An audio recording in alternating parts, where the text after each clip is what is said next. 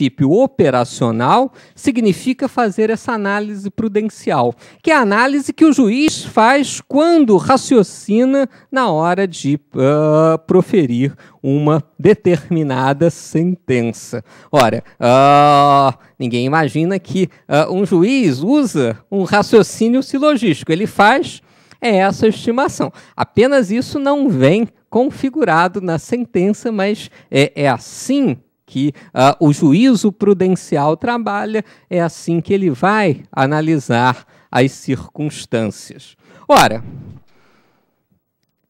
mas nós podemos estabelecer, ou nós podemos estar certos, que o nosso padrão pelo qual nós utilizamos ou nós determinamos a razoabilidade de uma conduta, nós podemos estar certos que esse padrão é um padrão aferível e utilizável, ou seja, a famosa conduta do que faria naquela circunstância abstratamente o homem razoável ou o bonus pater familias. Esse é um padrão razoável, esse é um padrão abstrato que eu imagino.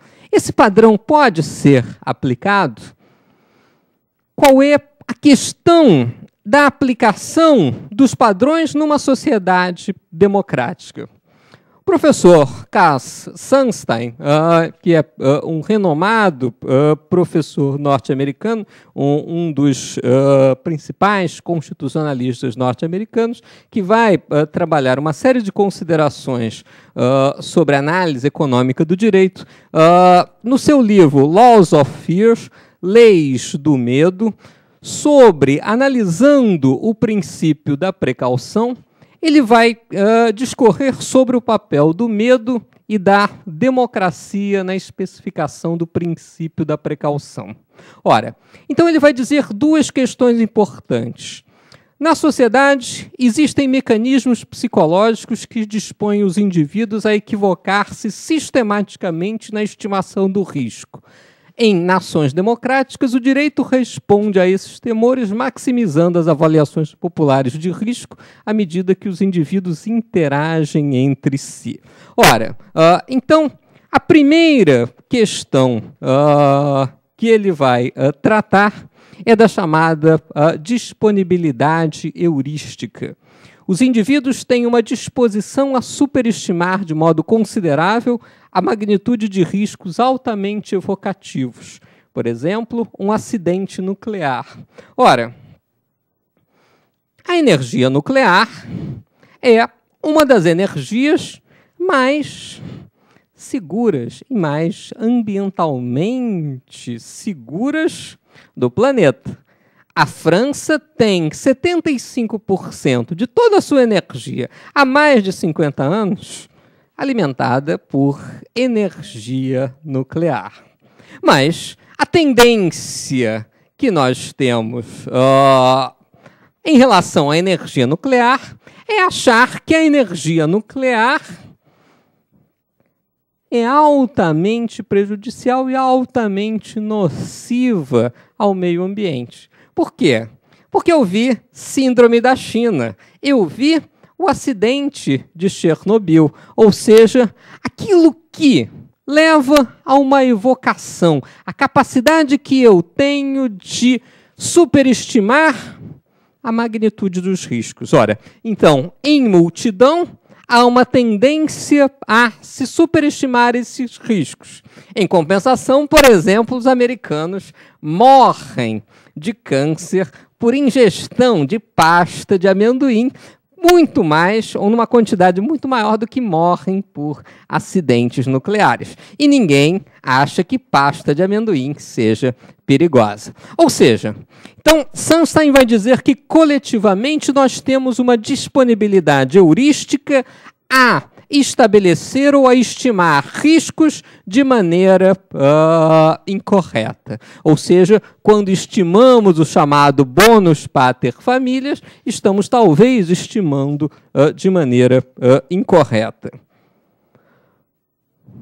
Ora, Outro mecanismo que vai distorcer as percepções públicas de risco é a chamada negligência da probabilidade. Ora, eu vou negligenciar a probabilidade, levando-se em conta ou focando sempre a pior situação, ainda que esse caso seja altamente improvável. Ora, vocês lembram aquela situação após o 11 de setembro, né?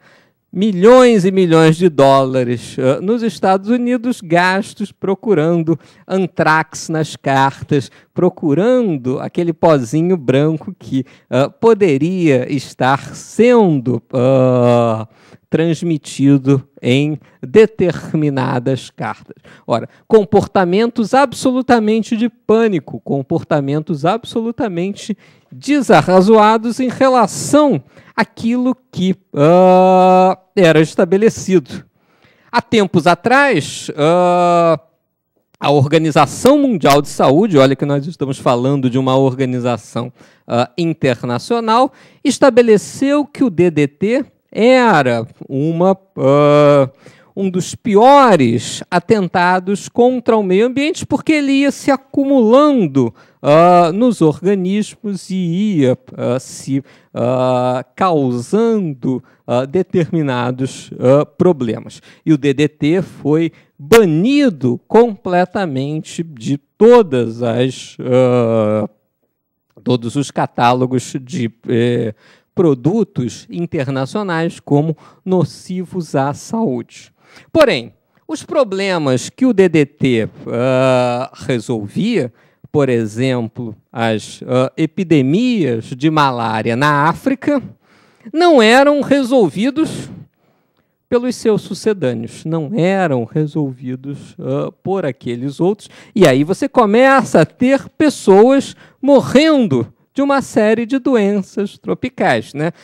Então, determinadas doenças que não são combatidas geram danos acentuados, né? Claro que no Brasil isso nunca acontece, né? São só exemplos hipotéticos de professor. Nós não imaginamos nenhum tipo de praga desse tipo que possa assolar os nossos lares por falta de atuação das autoridades. Ora, então vejam que a Organização Mundial de Saúde teve que novamente estabelecer que o DDT, embora tenha dados nocivos à saúde, utilizado segundo algumas fórmulas e levando-se em conta os benefícios que ele traz, ele pode sim ser usado como profilaxia para determinadas pragas.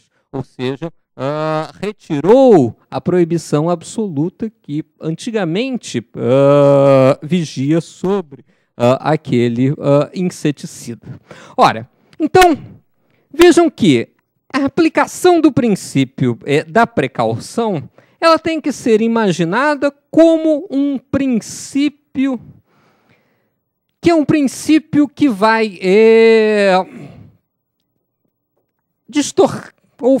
alterar de tal modo a configuração tradicional que nós estamos acostumados no direito, que nós temos que pensar o princípio da precaução para que ele seja um critério operacional, nós temos que pensá-lo como um princípio de exceção. Nós temos que pensá-lo como um princípio para prevenir situações ou para prevenir determinadas catástrofes ecológicas e ambientais. Ele não é um princípio para ser utilizado corriqueiramente, porque os parâmetros pelos quais nós podemos ter certeza de alguma coisa não são aplicáveis na precaução. Ora, então, se nós estamos diante de uma situação de precaução, cabe tomar medidas excepcionais. Ora, então, se não há certeza científica, se há apenas essa ameaça hipotética, porém plausível, essa ameaça é algo normalmente fora daquilo que nós estamos acostumados a trabalhar em direito. Ora, consequentemente, nós temos que utilizar como uma exceção.